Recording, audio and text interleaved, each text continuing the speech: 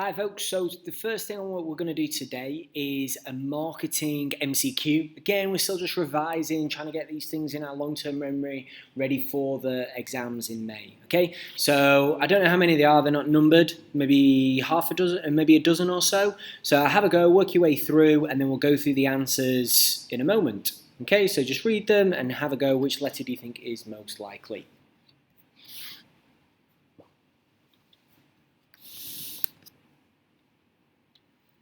Okay, so let's talk about through some answers now. Hopefully you've done them. If you haven't finished answering those MCQs, pause the video, don't cheat. So, got the answers here, or I've just worked out the answers. Let's have a look then, zoom in a little bit. Ooh, smash it. Okay, so marketing is best defined as D, the management process responsible for identifying, anticipating, and satisfying customers' needs profitably. So that's number one. Which of these is not part of the 4 Ps? Well, it's packaging, because that actually comes under product. Which of these is generally not considered to be a benefit of branding? C, it reduces costs. Having an effective brand actually increases costs because you need designers, you need to promote that brand, you need to maybe sponsor and endorse some people. It actually increases costs. But obviously that's outweighed by the increase in demand, the increase in price elasticity of demand, and all the benefits of branding. That question does come up a lot. I would make sure that you're really strong on branding. It is something that does appear to be questioned a lot. Which of these is a psychographic factor used in market segmentation? Is lifestyle. Okay, the other 3 are all demographic. Product life cycle, this point is obviously D, maturity. Still increasing, but at a much slower pace. Price elasticity demand is responsiveness of quantity demanded to a change in price, B. The calculation here is A minus 0.8 because you need to work out the percentage change between 20 and 15 and 1 and 1,000 and 1,200. Okay, and then if you put that into the formula, you end up with A minus 0.8. Promotion is A, communication with actual or potential customers. Which of these is an example of above the line? Obviously, it's advertising, broadcasting in a magazine. Which of these is not an example of sales promotion? D, personal selling. Sales promotion has to be about reducing the price or giving a better offer or giving a better deal, whereas D is just personal selling. Tricky one, that actually, because it could also be C possibly, but D is the answer. A large firm selling industrial goods, so you've got to think, who is their customer? It's other businesses, it's quite niche, it's quite small, so they're not going to use TV commercials, they're not going to be appropriate. In the marketing mix, place is concerned with the channels of distribution. And finally, which of the following is the most likely disadvantage of direct selling? Well, the business has to pay for their own storage and stock costs have to be paid by the producer. Okay, so hopefully you got all those right. Any questions, obviously you can just ask, drop me an email, but I do think they're the correct answers. Okay, so the main activity for today, that's year 13's, is this one here. So we're continuing on with the previous lesson's work on exam technique, and we're still using these 2 case studies, Primark and Innocent. And last lesson, you should have been working on the 2s, the 4s, the 6s, and the 8s, and reading my examples, and then also writing your own, okay? So what we're going to do today, excuse me, what we're going to do today is have a look at the 10 markers, okay? So I've got this case study, and this is the question. Assess the importance to Primark of having ethical sourcing as a business objective. I do think we've looked at this in class, but it doesn't matter. We don't have that many papers, so we are going to have to repeat some of the work, and I'm sure you've forgotten anyway. So not much to talk about, but the main thing is we use the same technique as the 8 markers, but with a highly judgmental and contextualized conclusion. Conclusions were perhaps one of the weakest areas from the mock. From what I experienced anyway, on the 2 10 markers that you did for me, the conclusions were quite poor. So 8 markers, it have to be 2-sided, but no conclusion. 10 markers must have a conclusion. I mean, the clue's in the answer. Here, on an 8 marker, we're asked to discuss whereas the 10 marker is always assess. So if you're assessing, you need to come up with a final conclusion. You need to assess it. If I assess how well you're doing, I need to tell you how well you're doing. I need to give a final assessment and conclusion. So that's why we must have conclusions to reach level 4 in the 10 markers, and level 4 is marked 8 to 10.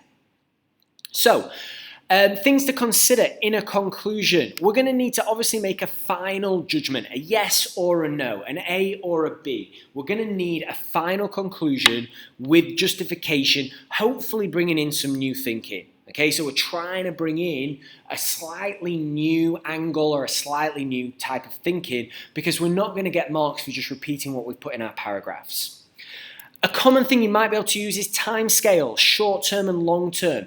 In the short term, it's going to da-da-da-da-da. However, in the long term, this might be outweighed by da-da-da-da-da. That's a really good one you can use in many different types of questions. Not all, don't start using it all the time if it doesn't work, but that's one that you can use frequently, okay? Specific recommendations based on that market or that type of consumer. Okay, so based on the specific business and their consumers or the market that they operate in or their circumstance, they should do this. Okay, so a specific recommendation on the case study. Other suggestions or information they could use. So what other options do they have? What other information might they find useful? Okay, so other suggestions that could be useful could also be a good conclusion. Okay, and you could also, if it's appropriate, use it depends. Okay, so their final decision depends on whether they're willing to, I don't know, accept lower levels of profit in the short term. Okay, so something like that, it depends, can add layers to your conclusion and help you to get into level 4. So for this question, assess the importance to Primark of having ethical sourcing as a business objective. I've just written the conclusion, okay? So reading the case study, I've just written what I think a good conclusion would look like. And you can see it's about twice as long as most people's conclusions from the mock. So overall, Primark let me start again. So I'm going to read this out because I do want to kind of talk about it in a little bit of detail, and then that's going to be it for today's video. Overall, Primark should not spend too much money on ethical sourcing. So you can see straight away I've come down on an answer. Whether you agree or disagree, it doesn't really matter. Okay, it doesn't really matter too much, but you need to come up with an answer. You might come up with a bit of a grey answer, so not binary. So it doesn't have to be all yes or all no, but definitely make a suggestion. So overall, Primark should not spend too much money on ethical sourcing. Although customers are increasingly concerned, most simply want cheap and modern clothing. Primark's unique selling point is low-cost, high-value clothing. If their costs rise too much, they will reduce this competitive advantage and may lose the market share that they've gained. As you can see, I'm pulling out little terms from the case study. They talk about low cost. They talk about the market share they've gained. So I'm trying to keep it really contextualized. To avoid a social media backlash, again, social media is mentioned in the case study. To avoid a social media backlash, they should focus on basic human rights, such as banning child labour and ensuring a reasonable wages paid to workers. But to go beyond this, the costs outweigh the benefits for Primark. Okay, so I think that is a good level 4 style conclusion. Okay, assuming that you've got 2 paragraphs above talking about the higher costs, talking about their branding. So I don't need to really go into too much detail because I've already talked about it in my previous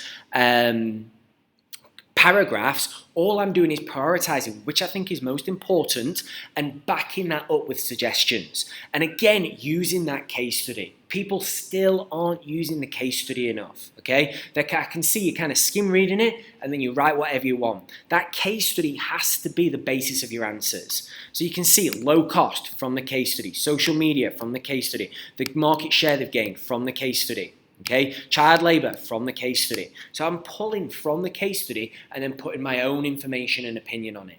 Okay, so you can have a go at that entire answer. Okay, if you feel like you don't want to, you've already had a go at it in class, and me writing that conclusion is off-putting. What I would like you to do then is, as a minimum, have a go at the next 10 marker. Okay, so the next 10 marker is before launching on a larger scale, Innocent agreed a contract with the UK supermarket to sell its smoothies in 10 of the supermarket shops. Assess the advantages for Innocent of test marketing its products. We spoke about test marketing for the starter activity in the previous lesson, so you should know what that is already. So again, same structure. I'd look for 2 PEAJ paragraphs or 1 positive paragraph, 1 negative paragraph. I prefer PEAJ, but you can write differently if you like. And then what I really want you to concentrate on today is a really banging, judgmental, opinionated, contextualized conclusion. Okay? That's it for today. Not a huge amount of work, so I want you to take some care with this. Put some effort in. If you didn't finish off yesterday's questions, finish those off as well. Again, have a look at the sample answers that I'm writing. I'm trying to give you as many sample answers as I can and sample language for you to emulate and copy the kind of language you should be using. Okay?